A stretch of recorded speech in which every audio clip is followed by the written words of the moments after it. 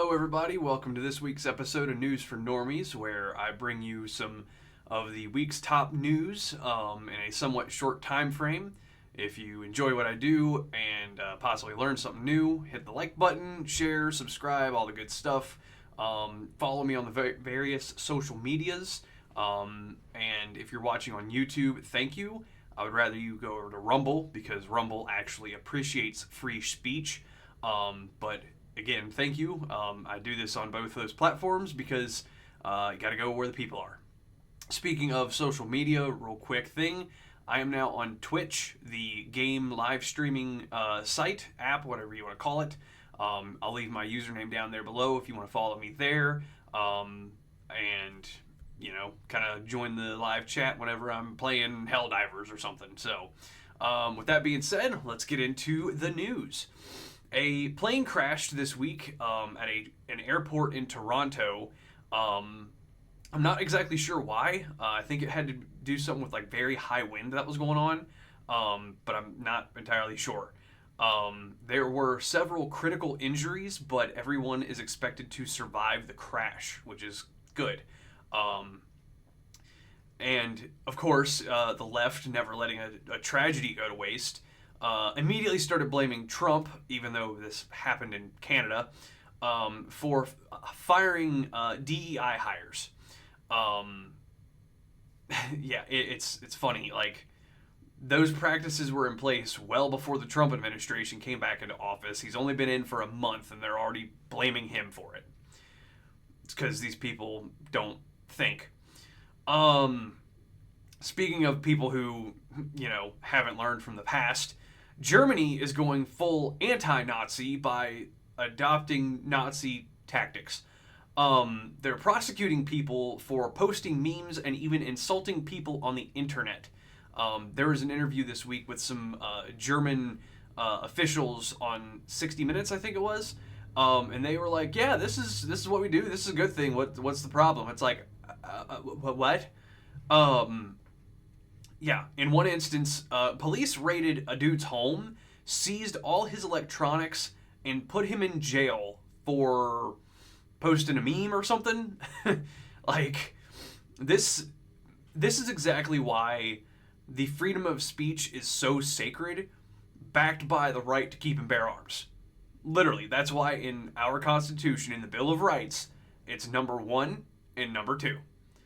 I kind of think that those should maybe be flip-flopped, but they're 1 and 2.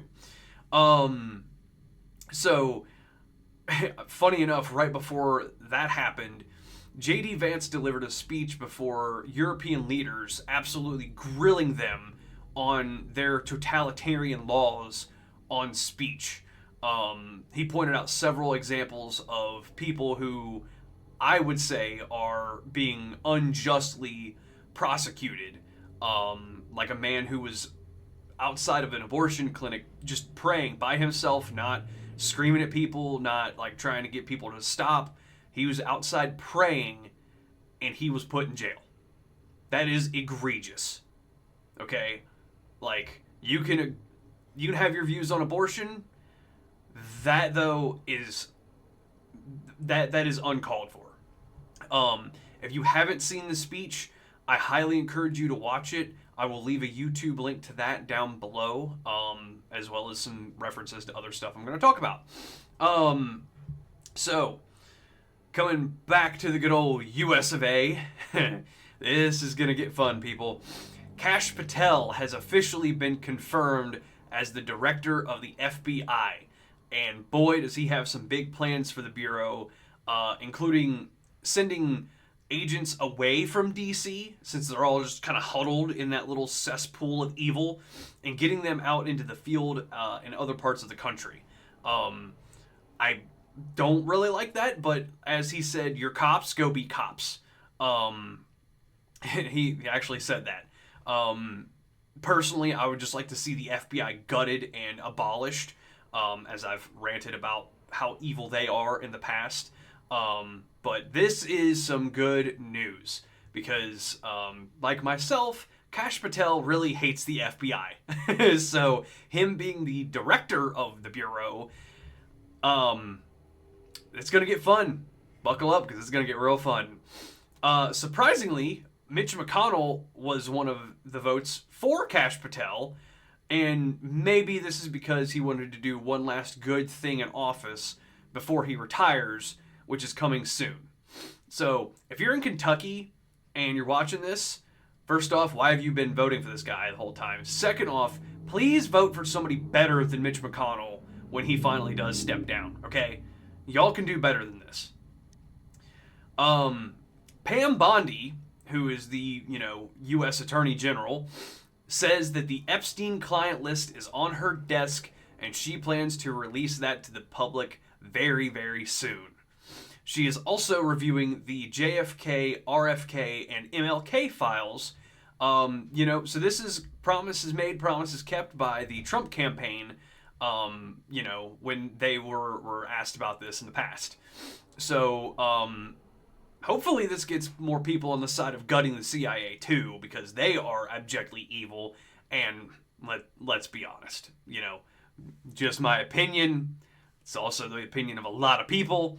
The CIA absolutely had a hand in the assassinations of JFK and RFK, and it's actually been proven that the FBI wanted or highly encouraged Martin Luther King Jr. to do himself in when he was still around, before he was eventually shot.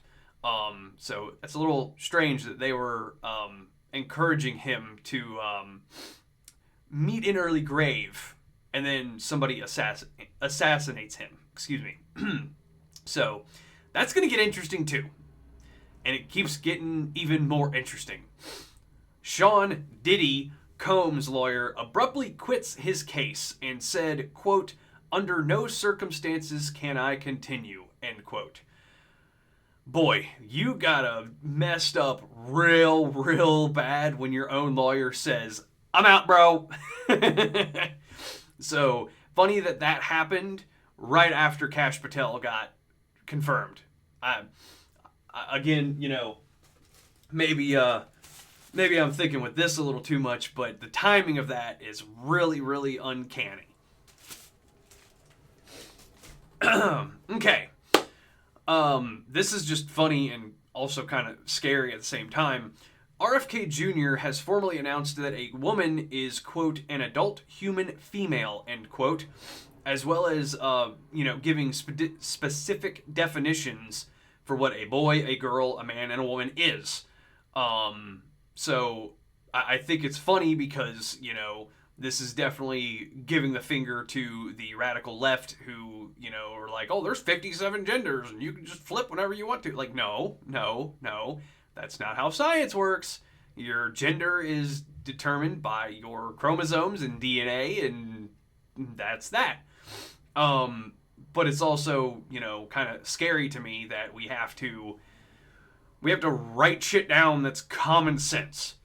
So, to quote the kid from Kindergarten Cop, if you've never seen that movie, I encourage you to do so. It's pretty funny and quite entertaining. But there's a kid in the movie who says, quote, "Boys have a penis and girls have a vagina," end quote. That is literally in the movie. You can find the quote. You can go watch the movie if you want, and you will see, oh, wow, he wasn't kidding. So, speaking of the kid, so a rumor is, I don't even know if it should be right to call it a rumor, but there's a story going around that Elon Musk has an estranged child with a woman named Ashley St. Clair. Now, I had never even heard this name until this week, so from my very little understanding, this woman is a conservative influencer on the internet, and apparently made a post on X on Valentine's Day, basically calling out Elon Musk for not being a part of the child's life. Why she did this is unclear to me. Maybe she was just lonely on Valentine's Day and thought, oh, I'll stir the pot. But the bigger issue here that I see is the proliferation of fatherless children. We all know that Elon Musk has a ton of kids with a bunch of different women, so it's like, bro, what are you doing? And it's also been statistically proven that children who grow up with a father are far more likely to end up in a life of crime than those who don't.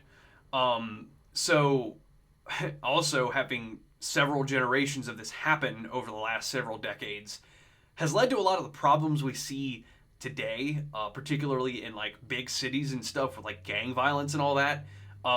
So, again, you can thank the Democrats for that one because LBJ was the one that wanted the whole model cities program and started incentivizing single motherhood and stuff. So, and if you're like, what are you talking about? I mean, I just told you, President Lyndon B. Johnson, model cities, all that good stuff. You can look that up and go down a rabbit hole on that one. So, speaking of Elon Musk, here's some good news. Doge has uncovered the fact that Social Security money has continued to be paid to people over 150 years old, as well as many more cases of Social Security fraud. And if I remember correctly, they even claimed that there was a woman who was over 300 years old receiving payments from Social Security. So either she's a vampire, or someone's scamming the government. And we know that with all the work Doge is doing, they are cracking down on that stuff pretty hard. So whoever you are cashing those checks, your gravy train is coming to a halt, buddy. Talking about, getting rid of waste. President Trump and Doge have fired an additional 6,700 IRS employees who were like probationary employees, so they were essentially like new to the agency, like within their like 90-day period or whatever. I don't know how the IRS works with that, but just using that as a round number. And again, Democrats are siding with the thieves who continually want to steal your money. I mean, think about that. Democrats are mad that people at the IRS, the same agency who will go after you for sending $601 over Cash App, for losing their jobs. I would like to find common ground with these people, but I don't think I ever will. Anyway, because of Elon Musk's work with Doge, leftist lunatics have been losing their collective minds to the point where someone actually shot up a Tesla dealership in Salem, Oregon.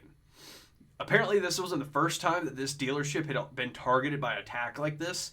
I think somebody tried to light a car on fire there recently or something. So, again, these people are insane, and they're just insane. They're in a cult, and they're insane.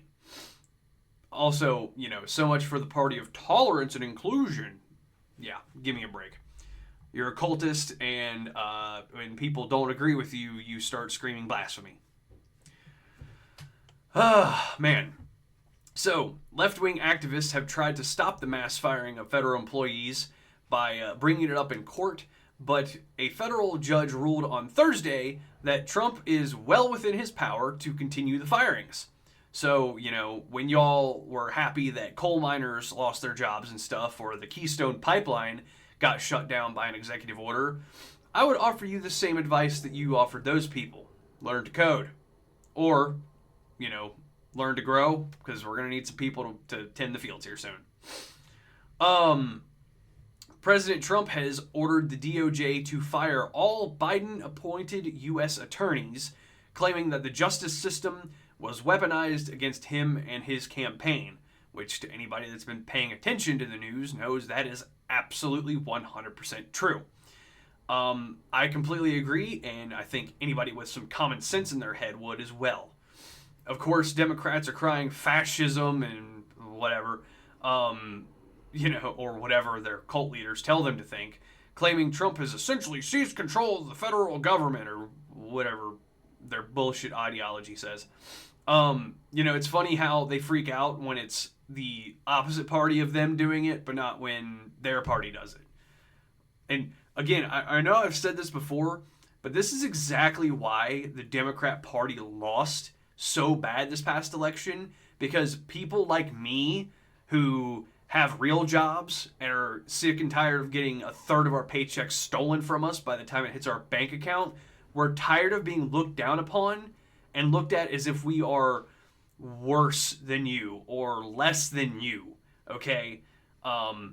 If you're so smart, you wouldn't have got a college degree for a job that starts out at $35,000 a year. Sorry. If I offended you, good, because you needed offended. Anyway, moving on with more firings, and this is a kind of a big deal. President Trump fired Air Force General C.Q. Brown, who was the chairman of the Joint Chiefs of Staff, on Friday night. And more details will probably come in the near future about this. I'm actually recording this on Saturday, so this just happened like not even 24 hours ago. The firing of General Brown is probably in line with Trump's agenda to rid the military of DEI policies and reinstitute merit-based credentials. But I will say, one, this Air Force general seemed like he was, pretty good at his, in his position or something. So I don't understand that one a whole lot. But it also definitely doesn't look good that Trump, who the left claims is a racist, fascist, fired a black man from that position. So again, why is this a big deal? Because from my very brief understanding, the chairman of the Joint Chiefs of Staff is essentially like the top general for the military as a whole. If you are a veteran watching this and I am wrong about that, please let me know in the comments below, because I don't want to be like CNN and spout a bunch of misinformation. And if I'm wrong, I will correct myself on the next episode I do, which I have done before. We'll say that. Unlike CNN, I take accountability when I'm wrong. All right, so this is one that makes me really excited. President Trump says that if Doge uncovers the amount of money that they think has been wasted and fraudulent and abused, they are considering giving taxpayers a dividend back of around $5,000. Now, I don't know if that is like for each adult taxpayer. So if you're married, I don't know if like you and your spouse both get $5,000, or if it's each tax-paying unit. So if you like filed jointly married, then you both would just receive one lump sum of $5,000. Either way, there could be a tax rebate coming to the people. And I can already hear leftists criticizing the right, you guys didn't want the COVID money, why are you for this? Well, there's a difference here, people, and let me explain to you in very simple terms. The money that they're wanting to give back to people has already been taxed from them and collected. So it was money that's already in circulation. Unlike the COVID stimulus money, that was new money printed to hand out to people, which caused inflation to start. That's the difference. We're giving back the stuff that's already here, not making more of it to go out into the public. And this also isn't the first time that a president has done something like this, because George W. Bush actually enacted tax cuts in his first term and gave tax rebates ranging from $300 to $600 back to taxpayers.